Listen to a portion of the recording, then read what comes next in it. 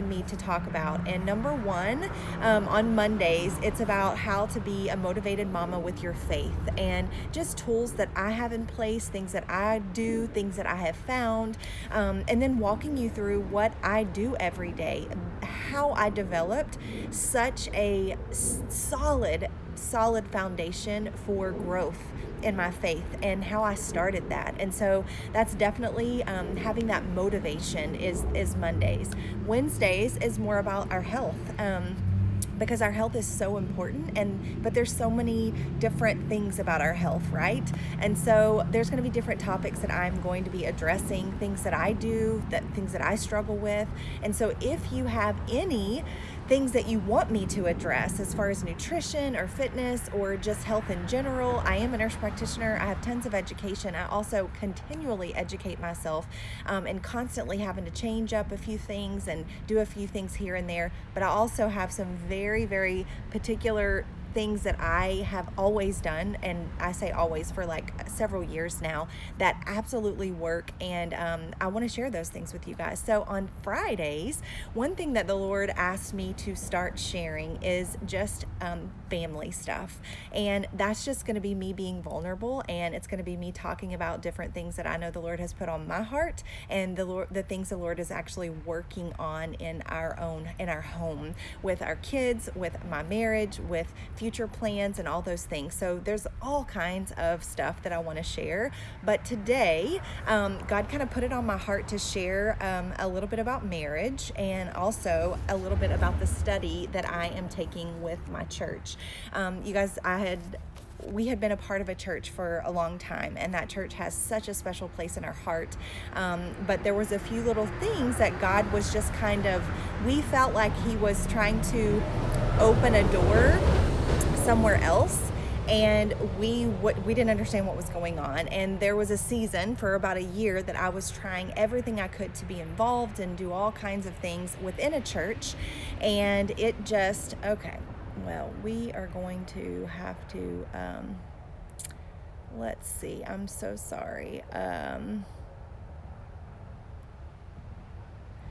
Okay, have a troll on my Instagram, and so I had to remove him real quick before he tried to get on live with me and do crazy stuff. So anyways, the thing is I have felt that, like, trying everything to be involved, to try to do, and I just felt in my spirit that God was saying, like, I have some things for you, kind of like what He did with me when it was time for me to step away from being a full-time nurse practitioner at bedside. Like, I just felt in my spirit, in my heart, He was saying, we need to make a move, but that's scary, and like, you don't want to hurt anyone's feelings, you don't know it's hard to filter. But I spend a lot of time with the Lord, and I knew. So through the Spirit working in my husband, we made a move, because God clearly told him it's time. And since then, it has been literally just miracle after miracle of God opening doors, bringing people into my life that I have needed for a while. And one of the things that He did was show me an opportunity to do a study. Well, right now my schedule is super flexible. I work at home as a coach, and I help you live a healthy lifestyle. I also speak at events, so I'm preparing for those events, and actually doing things that I can do at home but have flexibility. And so part of that allows me to be part of studies, which I really have not done in the past. And so all I can tell you is that the Lord is amazing, and His timing is perfect. And for what I've experienced is when He removes us from a certain situation, there's always a reason. There's always a reason. And for me and my personality and how I live life is I'm always looking for the next thing. Okay, well, God, if you remove me from that, then what else do I have? What else do you have for me? What else should I be doing? I'm a doer. And so it's always, what else should I be doing? And He has graciously shown me that productivity and success are 100% not always connected to doing. A lot of times it's being still, and it's listening, and it's allowing Him to guide our steps.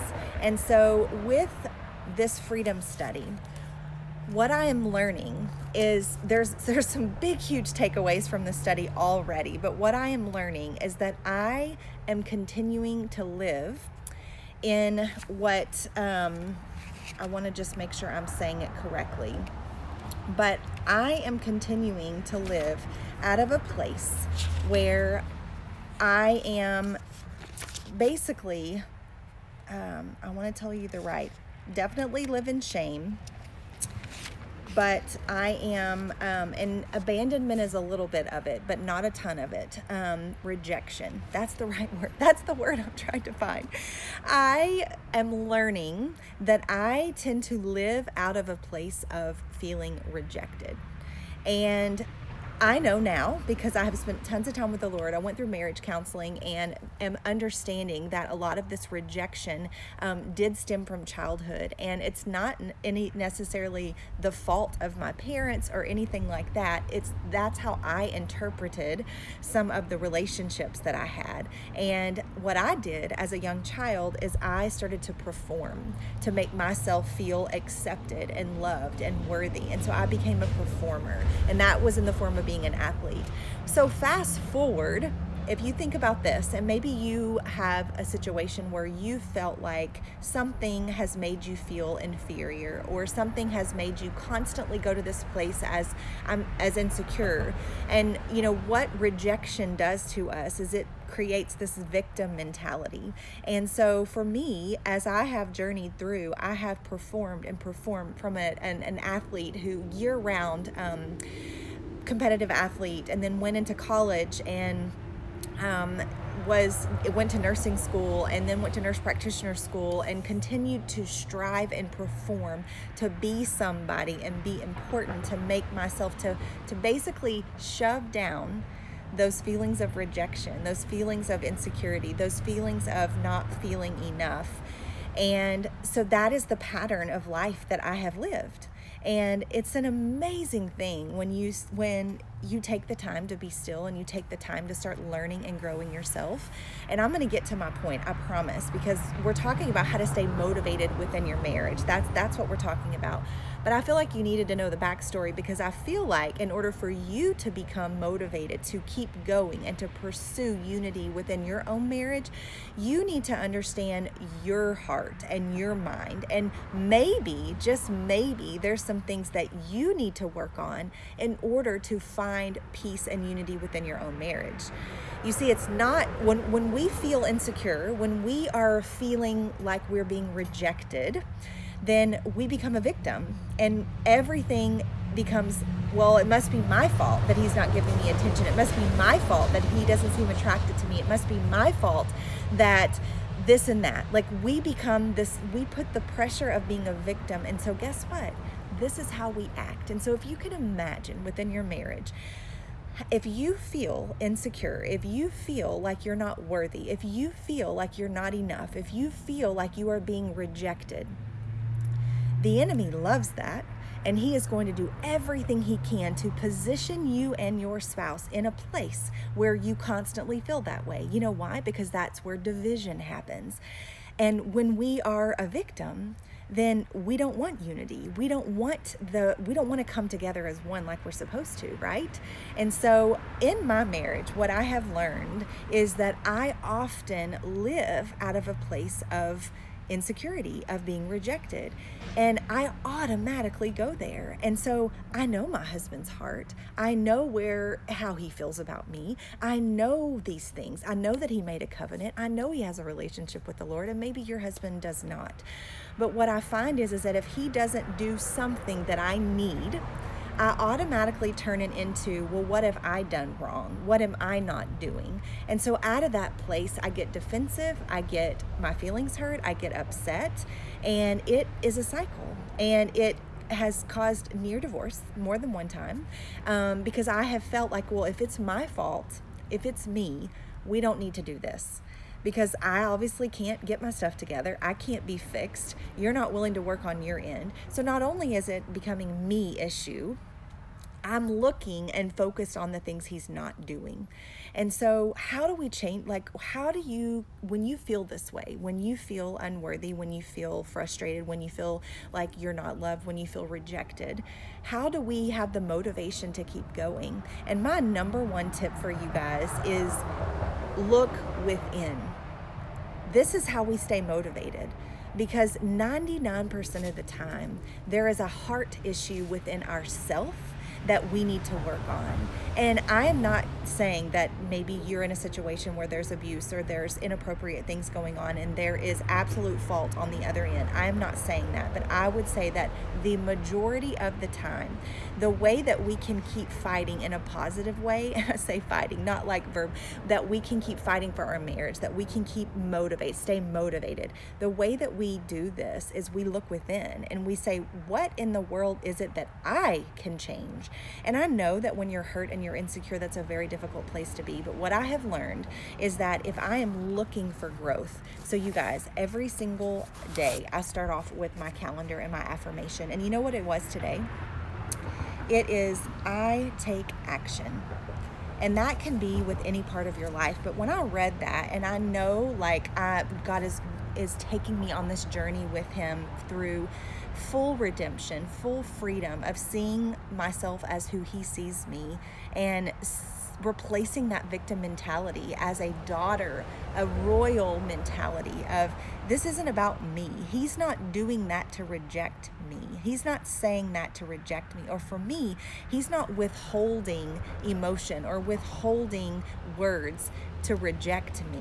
That's not what's going on here. I am amazing. I am a daughter of the King. I am worthy. I have to change the language that I'm speaking, and not to discredit what he's doing at all, but this is about how I respond. This is about how we respond. And figuring out a different response is literally the sanctification process. It is this process of freedom. It's this process of freedom, how we respond in all situations. And if we want that peace and that freedom, I don't know about you, but that is what my soul longs for, of this freedom. If we want that, we have got to work on our heart and our mind and allow some change to happen. We have to take that necessary intentional action. So as your mama motivator, helping you become the motivated mama that your heart desires, we have got to look within and do the hard work. Take the action of figuring out what it is that we need to do to grow, to learn to not receive the things that we receive in the wrong way, and then give out of a place of, regardless of how I feel like I'm being treated, this is what I'm going to do because I want peace in my heart.